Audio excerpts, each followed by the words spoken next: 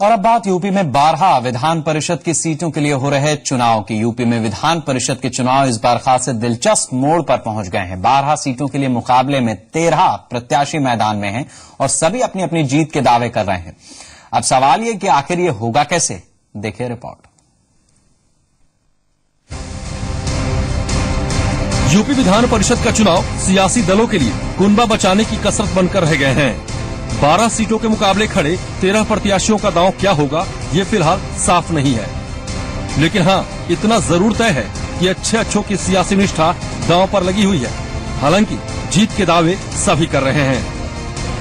Samajwadi party ने अतृप्त खड़ा किया, पर उपदेश कुशल बहुत दे रहे, हमको सिखा रहे हैं। बहुजन समाज पार्टी ने भी एकत्रित खड़ा किया, कोई आपत्ति नहीं है। भाजपा ने एकत्रित खड़ा कर दिया तो बहुत कहर बरप गया। लेकिन वोटों का गणित ये साफ बताता है कि एक दूसरे के खेमे में सेंधमारी करने की कोशिश में सभी हैं। कवायद का डर सबको है, लिहाजा सत्ताधारी समाजवादी पार्टी तक विधायकों को दावत देकर उनका मन टटोल चुकी है। हालांकि इसे नाम औपचारिकता का दिया गया है। 8 से जीत जाएंगे, इसके ज्यादा भी वोट मिलेंगे। हम कोई जारी कभी नहीं करते, जब अपने आप वोट देता फिर तो जारी करेंगे। दरअसल विधान परिषद की एक सीट पर जीत तय करने के लिए एक उम्मीदवार को कम से कम 31 वोट पाना होगा। इस लिहाज से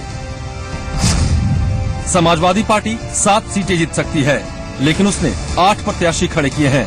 बीएसपी 2 सीटें जीत सकती है, लेकिन उसने 3 प्रत्याशी खड़े किए हैं। जबकि बीजेपी 1 सीट जीत सकती है, लेकिन उसने 2 प्रत्याशी खड़े किए हैं। कांग्रेस और आरएलडी ने कोई प्रत्याशी खड़ा नहीं किया है। और हम अपेक्षा करते हैं कि हम अपना तीसरा प्रत्याशी भी आसानी से जिता लेंगे। भारतीय जनता पार्टी राजनीतिक रूप से बेईमानी कर रही है। उनके पास कुल मिलाकर 41 एमएलए हैं। 2 एमएलसी जिताने के लिए 62 एमएलए की जरूरत है। यानी एसपी को अपने 8वें, बीएसपी को अपने 3रे और बीजेपी को अपने दूसरे उम्मीदवार के लिए सिर्फ क्रॉस वोटिंग का भरोसा है। अब सवाल ये कि क्रॉस वोटिंग करेगा कौन? तो इसके लिए 23 जनवरी यानी शुक्रवार को होने वाली वोटिंग का इंतजार करना होगा, जिसके नतीजे कम से कम ये तो साफ कर देंगे कि 2017 के लिए किसकी दावेदारी में कितना दम है। क्योंकि शुक्रवार 23 जनवरी का दिन दरअसल सीटों के चुनाव का नहीं, राजनीतिक निष्ठा की अग्नि परीक्षा का है। अमिता पारुल, जी मीडिया, लखनऊ। राजनीतिक निष्ठा का ये प्रश्न है। अब सवाल यह है कि अगर प्रदेश वो उत्तर प्रदेश है और राजनीतिक निष्ठा की बात हो रही है, तो इसमें कितना दम कोई भी पार्टी दिखा पाएगी। हमारे साथ हमारी संवाददाता अमिता पारुल इस समय जुड़ी हुई हैं। अमिता, मुझे तो फिल्म शोले का वो डायलॉग याद आ रहा है जब गब्बर सिंह पूछता है कि वो 2 और तुम 3 फिर भी लौट आए। कल कौन सा सरदार होगा जो इस डायलॉग को कहने की हिम्मत जुटा पाएगा, या उसके खाते में ये डायलॉग आएगा?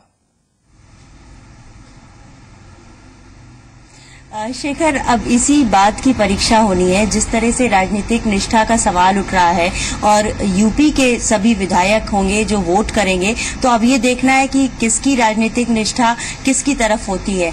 जिस तरह से अगर वोटों की हम बात करें शेखर, तो एक विधान परिषद की सीट को जीतने के लिए 31 वोट चाहिए, जबकि 3 अलग अलग दलों ने एक एक्स्ट्रा, जो हम कहें कि एक ज्यादा उम्मीदवार खड़ा करके ये पूरा वोटों का गणित जो है वो बिगाड़ दिया है। और यही वजह है कि अब 12 जो सीट्स हैं उनके लिए 13 उम्मीदवार मैदान में हैं। अगर हम सबसे बड़ी बात यह है शेखर कि जो दल जिनके पास जितने विधायक हैं उनकी निष्ठा कितनी अपने दल के प्रति है, क्योंकि बार बार तमाम तरह के बयानबाजी इसके पहले भी आती रही है। बीजेपी के प्रदेश अध्यक्ष हैं लक्ष्मीकांत वाजपेयी, वो इस बात को कहते रहे कि अपने अंतर्मन की आवाज को सुनकर वोट करें। तो कई दलों में ऐसे भी लोग हैं जो किसी और दल से प्रेरित हैं या उसमें जाना चाहते हैं, या उनकी निष्ठा अब बदल गई है। तो अब ये देखना होगा कि वो अपने दलों में वोट करते हैं कि नहीं करते हैं। इससे बचने के लिए भी कांग्रेस पार्टी ने व्हिप जारी करने की बात कही है, और कांग्रेस के जितने वोट हैं 28 वोट वो समाजवादी पार्टी को जाने वाले हैं, ऐसा कांग्रेस का कहना है। लेकिन अब इसमें ये देखना है कि 28 वोट जो कांग्रेस के सपा को जाने हैं, समाजवादी पार्टी को अपना 8वां उम्मीदवार जिताने के लिए शेखर कह सकते हैं कि 18 वोटों की जरूरत है, तो 10 वोट कांग्रेस के बाद उसके बाद भी एक्स्ट्रा बचेंगे, तो उसपे भी बहुत पार्टियों की नजर है। आरएलडी ने अपना उम्मीदवार नहीं उतारा है मैदान में, लेकिन बीएसपी को सपोर्ट करने की बात कही है। तो बीएसपी को अगर आरएलडी सारे वोट दे देती है तो उनका तीसरा उम्मीदवार जिताने के लिए भी बीएसपी को 5 और अतिरिक्त वोटों की जरूरत होगी। अगर हम बीजेपी की बात करें तो बीजेपी के पास 41 ही विधायक हैं, जबकि उनके 3 उम्मीदवार मैदान में है, तो उनको करीब 21 वोट और चाहिए।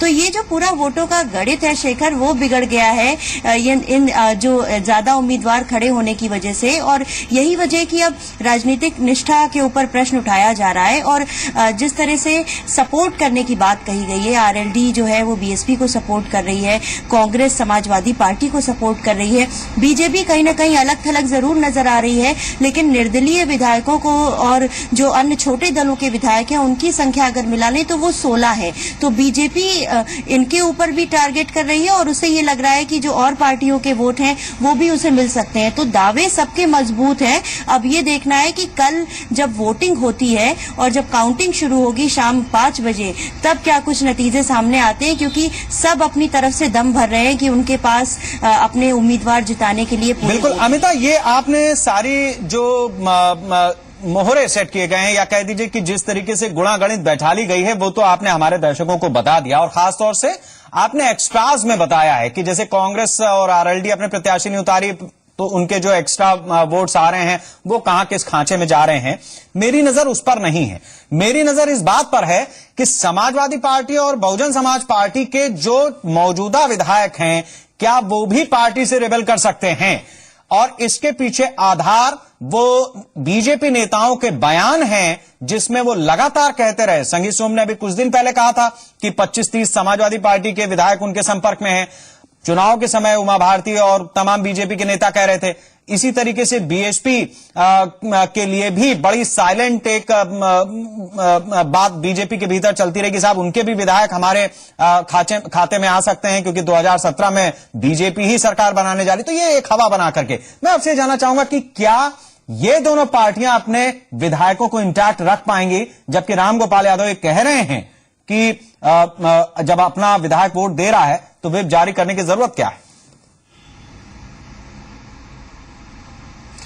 बिल्कुल शेखर, इस बात से इनकार नहीं किया जा सकता, और जो बात आप हवा बनाने वाली कर रहे हैं वो भी देखना होगा कि हवा बनती है या हवा निकल जाती है, क्योंकि बीजेपी लगातार इस बात के दावे करती रही है कि तमाम समाजवादी पार्टी के विधायक उसके संपर्क में हैं। बीएसपी के भी लोगों से उनकी बात चल रही है, इस तरह की भी बातें सामने आती रही हैं। हालांकि खुल के कोई इस बात को नहीं मानता है कि कौन किसके संपर्क में है, लेकिन इतना जरूर है कि जो पार्टियां ये मान के चल रही हैं, चाहे समाजवादी पार्टी हो या बीएसपी हो, उसे लग रहा है, जैसे बीएसपी की अगर बात करें उसके पास 80 विधायक हैं, तो अगर बीएसपी ये मान के चले कि सारे 80 वोट उसे मिल जाएंगे, उसके बाद भी वोट कम पड़ रहे हैं, तो अगर ये सारे 80 विधायक बीएसपी को वोट नहीं करके, या कह सकते हैं कि इधर उधर भी थोड़े बहुत वोट चले जाते हैं, तो ये भी एक निष्ठा पे सवाल खड़ा होता है। समाजवादी पार्टी के पास 230 विधायक हैं, वो ये मान के चल रही है कि उसके सारे विधायक अपने ही पाले में वोट करने वाले हैं। तो ये सारी चीजें देखने वाली होंगी शेखर, क्योंकि बीजेपी के जो बयान है वो लगातार आते रहे हैं, और दावे भी भारतीय जनता पार्टी इस बात के करती रही है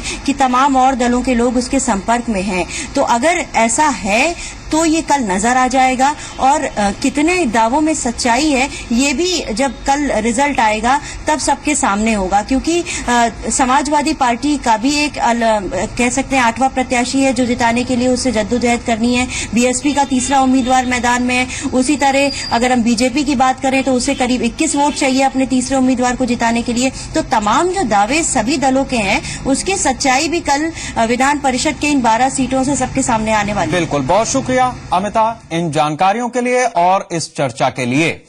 इसमें दो राय नहीं है कि जो लोग उत्तर प्रदेश की सियासत पर अपनी नजर रखते हैं वो ये पाएंगे कि आमतौर पर 2007 तक, 90 से अगर शुरू करें और 2007 तक हम आ जाएं, तो गठबंधन की सरकारें उत्तर प्रदेश में बनती रहीं, कभी राष्ट्रपति शासन लगता रहा, खरीद फरोख्त वगैरह वगैरह। 2007 से जो उत्तर प्रदेश की जनता है उसका मूड एकदम से चेंज हुआ।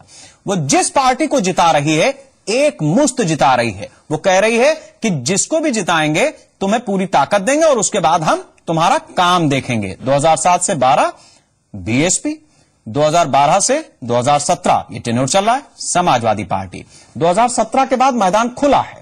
जिस हवा की बात बीजेपी की तरफ से हम कर रहे हैं वो ये है कि जिस तरह से उत्तर प्रदेश में बीजेपी को लोकसभा चुनाव में कामयाबी मिली है, उस लिहाज से तो कोई सामने ठहरता ही नहीं है। लेकिन क्या वाकई ऐसा हो पाएगा, ये कल के नतीजे भी बताएंगे कुछ हद तक, और साथ ही आगे की रणनीति तय करने में भी मदद करेंगे। मत भूलिएगा कि सिर्फ 24 घंटे पहले एक बयान ऐसा हवा में फिर से आया जिसमें इस बात की तस्दीक हुई कि क्या सपा और बसपा भी साथ में आ सकते हैं। जब इस तरीके की बातें होने लगती हैं तो फिर कुछ भी माजरा आप साफ साफ बता नहीं सकते, सिर्फ इंतजार कर सकते हैं।